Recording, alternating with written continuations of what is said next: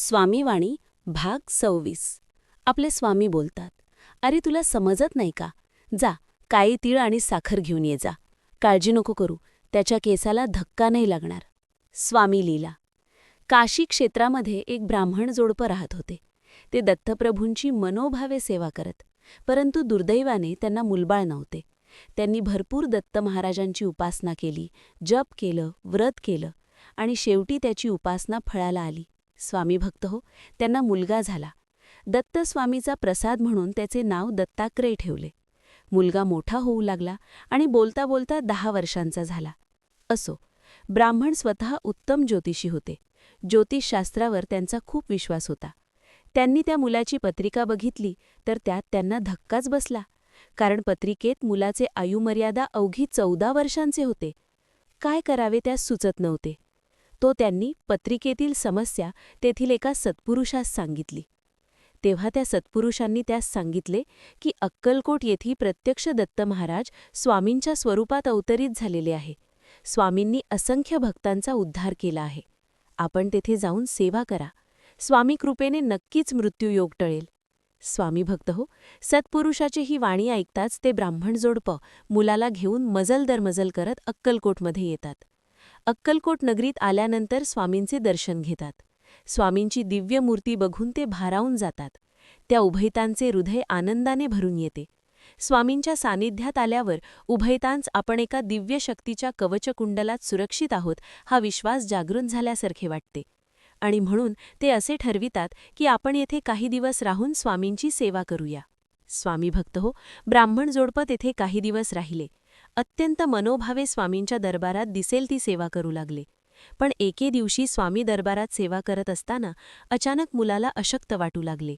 त्याच्या शरीराचा थरकाप सुरू झाला, तोंडातून फेस येऊ लागला आणि बेशुद्ध झाला. हा अचानक झालेला प्रकार बघून दोघेही रडायला लागले. त्यांना काय करावे सुचत नव्हते.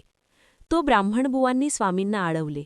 हे स्वामीराया, तुम्ही तर परब्रह्म आहात. आमच्या मुलाचे भविष्य आम्हास ठाऊक होते, म्हणून तर तुमच्या दारात त्याला घेऊन आलो. आई, या तुझ्या बाळाला वाचव आई, वाचवा आई, वाचवा. ब्राह्मणबुवांची व्याकुळतेची प्रार्थना ऐकताच करुणाघन स्वामी आईचे हृदय कळवळले आणि स्वामी लागलीच बोलले, अरे, काळे तीळ घेऊन ये. काळे तीळ शब्द ऐकताच ब्राह्मणाच्या मनात वाटले की स्वामी अशुभ संकेत तर देत नाही ना. तेव्हा ते पुन्हा स्वामींना म्हटले की हे आई, अगं, ह्या बाळाला जीवनदान भेटावे म्हणून तुझ्या दारात आणले ग. तेव्हा पुन्हा स्वामी ओरडले आणि म्हटले, अरे, तुला समजत नाही का? जा, काळी तीळ आणि साखर घेऊन ये जा. काळजी नको करू, त्याच्या केसाला धक्का नाही लागणार. ब्राह्मणबुवांना जरा आधार आला आणि त्यांनी लागलीच जाऊन काळे तीळ आणि साखर आणली आणि स्वामीकडे दिली. स्वामींनी तीळ आणि साखर हातात घेऊन त्या मुलाच्या तोंडात घातली. स्वामी भक्त हो, चमत्कार झाला आणि तो मुलगा ताडकन उठून उभा राहिला. सर्वांना आश्चर्य वाटले. मुलगा एका क्षणात कसा उठला? मृत्यूच्या दारातून स्वामींनी त्या बालकाला बाहेर आणले. स्वामी भक्त हो, ही स्वामींची लीला बघून सर्व भक्त स्वामीचरणी नतमस्तक झाले आणि सर्वांनी एका घोषात स्वामींचा जय जयकार केला. बोला अनंत कोटी ब्रह्मांड नायक परब्रह्म स्वामी महाराज की जय. स्वामी बोध. स्वामी भक्त हो, वरील स्वामी लीलेतून स्वामी आपणास भक्तीच्या शक्तीचे अनन्यसाधारण महत्त्व समजावून सांगत आहेत. हो, भक्तीच्या शक्तीचे महत्त्व. स्वामी भक्त हो, हा संसार स्वामींचा खेळ आहे.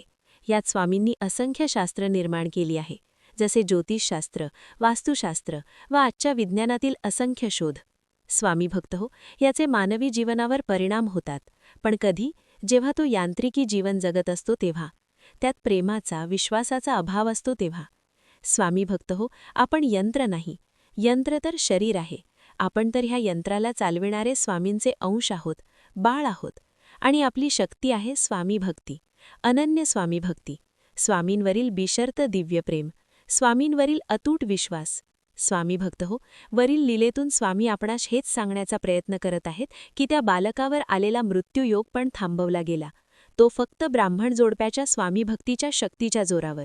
अहो, जिथे स्वामींची भक्ती तिथे स्वामींची सर्व शक्ती. मग या ठिकाणी आपली सर्व शास्त्र अपूर्ण आहेत, फक्त स्वामीभक्ती पूर्ण आहे. स्वामी भक्त हो, जाता जाता हेच सांगावेसे वाटते की तुम्ही स्वामींचे अत्यंत प्रिय बालक आहात, ज्यावर कोणत्याही नक्षत्राचा व ग्रहाचा परिणाम होत नाही. तुम्ही पूर्ण आहात. उशीर आहे फक्त जाणण्याचा, स्वतःला जाणण्याचा. जाणायचे असेल तर स्वामी गुरूंनाच शरण जावे लागेल. मुखात अखंड स्वामी नाम असू द्या, हृदयात स्वामी प्रेमाची भावना. सकाळी उठल्यापासून रात्री झोपेपर्यंत प्रत्येक कर्म स्वामींसोबत करा. बघा काय अनुभूती येते ती. तुमच्या सर्व समस्या, त्यांची भीती एका क्षणात विलीन होतील. तेव्हा मुखात फक्त एकच वाक्य येईल, धन्यवाद स्वामी, धन्यवाद स्वामी.